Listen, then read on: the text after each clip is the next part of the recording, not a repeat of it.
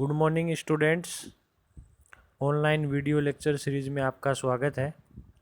आज के इस वीडियो लेक्चर में हम कंप्यूटर साइंस थर्ड ईयर के सब्जेक्ट कोड 306 कंप्यूटर नेटवर्क में first unit data link layer and local area network में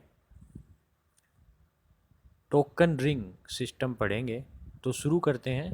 token ring system IEEE standard 802.5 basic concept.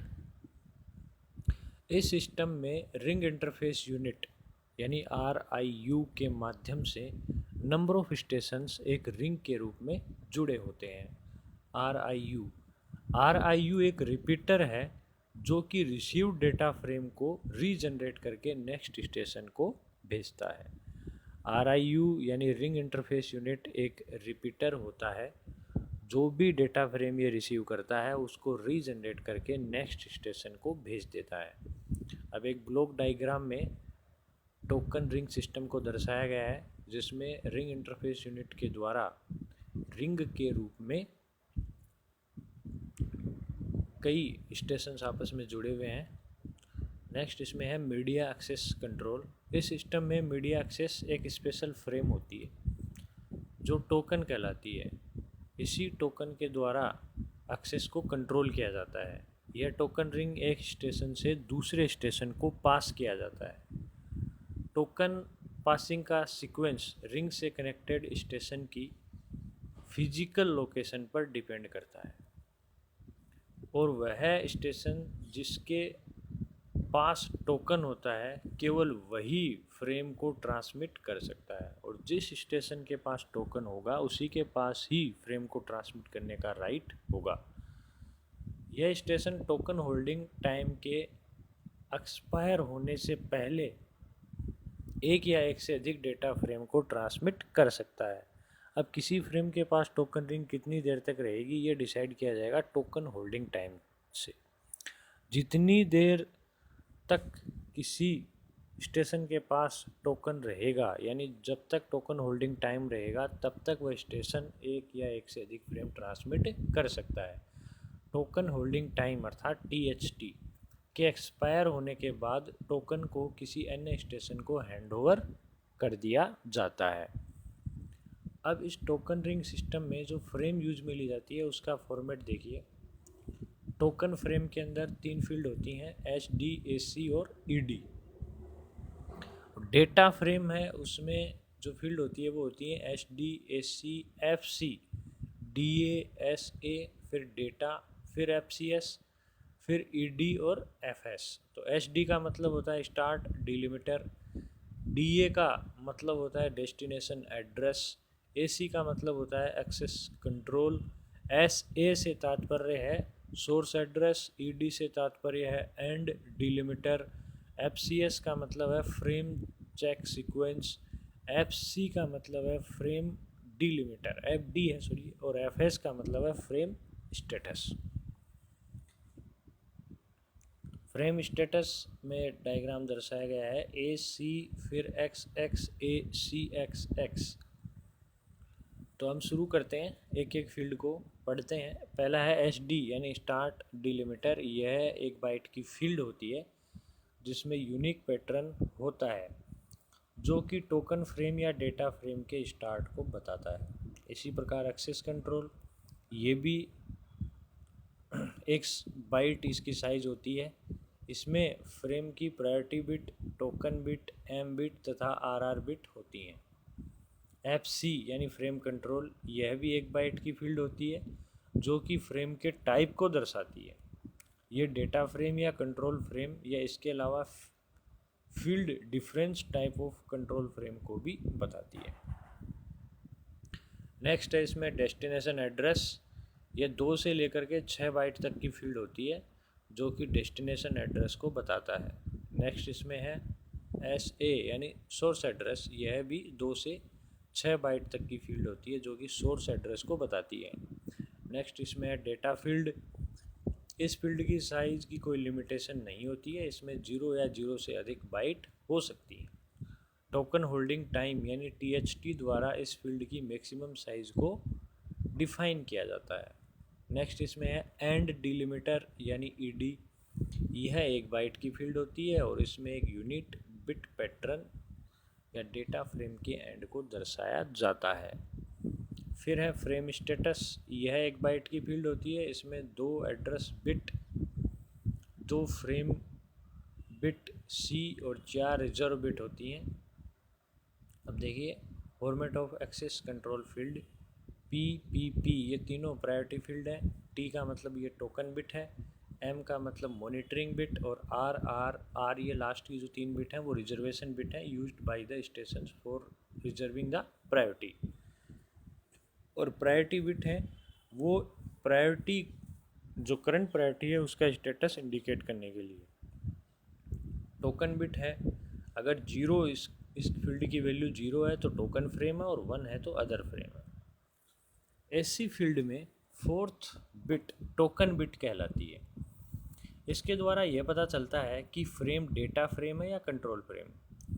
यदि टोकन बिट 0 हो तो यह टोकन बिट अगर 0 होती है तो यह टोकन फ्रेम होती है, और अगर 1 होती है तो ये अदर फ्रेम होती है। जब कोई स्टेशन फ्रेम ट्रांसमिशन के लिए रेडी हो तो यह टोकन बिट का वेट करता है, और जैसे ही इसको टोकन बिट मिलती है यह रिंग को PRIU से डिस्कनेक्ट करके टोकन प्राप्त करता है। इसके बाद यह टोकन बिट को 0 से 1 करके डेटा फ्रेम सेंड कर देता है। नेक्स्ट इसमें है priority management. Access control field में फर्स्ट 3 बिट प्रायोरिटी बिट होती हैं। इन बिट से 8 डिफरेंट प्रायोरिटी लेवल रिप्रेजेंट किए जाते हैं। ये प्रायोरिटी के करंट लेवल को दर्शाते हैं। लास्ट 3 बिट रिजर्वेशन बिट कहलाती हैं, जो कि प्रायोरिटी लेवल को रिजर्व करने के काम आती हैं। ये हम इसमें देख ही रहे हैं फ्रेम फॉर्मेट में, शुरुआत की जो 3 बिट हैं वो प्रायोरिटी हैं और लास्ट की 3 बिट हैं वो रिजर्व बिट है। नेक्स्ट इसमें है रीमैनेजमेंट। रिंग में मौजूद स्टेशन में से एक स्टेशन एक्टिव मॉनिटरिंग स्टेशन के रूप में कार्य करता है। यह विभिन्न प्रकार की एरर कंडीशंस को आइडेंटिफाई तथा रेक्टिफाई करता है।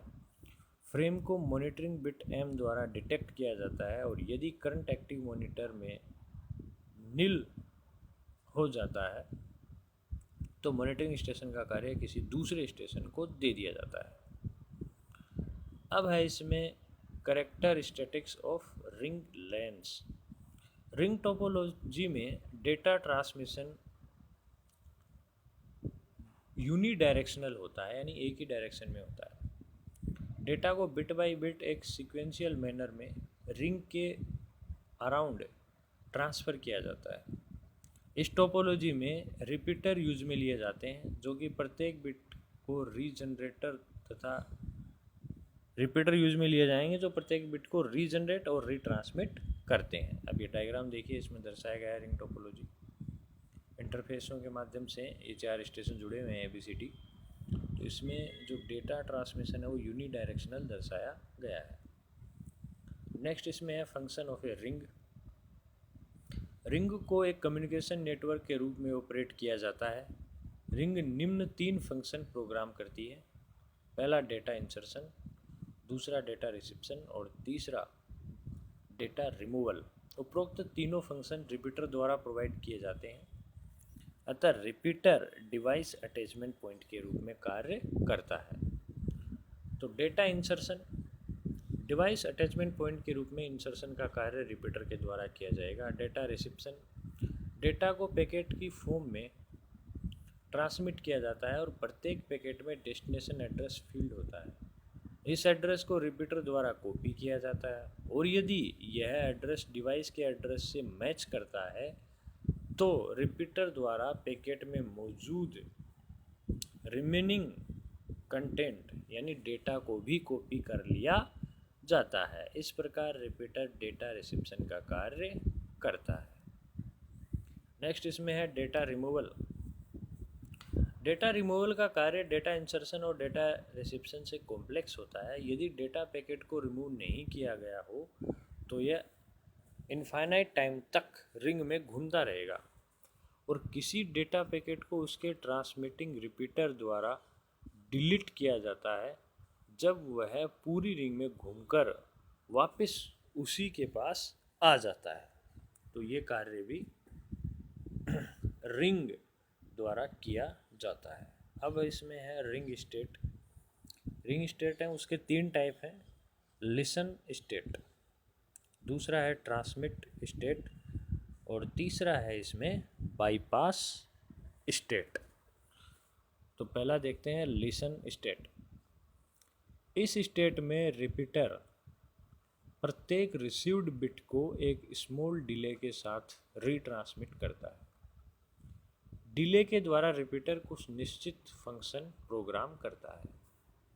तो लिसन स्टेट में क्या होगा, रिपीटर जो भी बिट को रिसीव करेगा उसको एक स्मॉल डिले के साथ रीट्रांसमिट कर देगा, जैसा इस डायग्राम में दर्शाया गया है। यहाँ पे 1 बिट डिले दर्शाया गया है। जब भी रिपीटर के पास कोई बिट आएगी वो 1 बिट के डिले के साथ इसको रीट्रांसमिट कर देगा। नेक्स्ट है ट्रांसमिट स्टेट। यदि कंट्रोल स्टेज अलाउ करती है तो रिपीटर ट्रांसमिट स्टेज में आकर कुछ डेटा ट्रांसमिट करता है। जिसने बताया है कि यदि कंट्रोल स्टेज आपको अलाउ करे रिपीटर को तो वो ट्रांसमिट स्टेट में आकर कुछ डेटा ट्रांसमिट कर देता है और इस स्टेट में रिपीटर स्टेट से कुछ बिट रिसीव करके उन्हें आउटगोइंग लिंक पर रिट्रांसमिट कर देता है। जैसे इसमें देखिए आप, डेटा है उसको आउटगोइंग लिंक पे रिट्रांसमिट कर रहा है। नेक्स्ट इसमें है बाईपास स्टेट। इस स्टेट में बाईपास रिले को एक्टिव किया जाता है ताकि सिग्नल को प्रोपोगेट करके रिपीटर थ्रू पास किया जाता है, रिपीटर के थ्रू पास कर दिया जाता है, जैसा इस डायग्राम में दर्शाया गया है। अब इसमें कुछ प्रॉब्लम्स हैं रिंग टोपोलॉजी की, वो दर्शाई गई हैं। तो problem face in ring topology. यदि कोई लिंक ब्रेक होती है या कोई रिपीटर फेल होता है तो एंटायर नेटवर्क डिसेबल हो जाता है। ये इसका सबसे बड़ा ड्रॉबैक है। यदि कोई लिंक ब्रेक हो गया या कोई रिपीटर ही फेल हो गया तो पूरा का पूरा नेटवर्क ही डिसेबल हो जाएगा। नेक्स्ट, यदि किसी नई डिवाइस को सपोर्ट करने के लिए कोई नया रिपीटर इंस्टॉल करना हो तो उसके नज़दीकी रिपीटर आइडेंटिफिकेशन जानना ज़रूरी होता है। तो नया अगर रिपीटर इंस्टॉल करना पड़ेगा तो उसके नज़दीकी रिपीटर का आइडेंटिफिकेशन जानना ज़रूरी होता है। नेक्स्ट इसमें है रिंग टोपोलॉजी क्लोज्ड होती है, इसलिए यह आवश्यक है कि उसमें सर्कुलेटिंग पैकेट को समय पर डिलीट कर दिया जाए, अदरवाइज़ वो इनफाइनाइट टाइम पे उसमें घूमता रहेगा और बेवजह ट्रैफिक बढ़ जाएगा। तो ये था आपका रिंग टोपोलॉजी। ये लेक्चर कंप्लीट हुआ। धन्यवाद।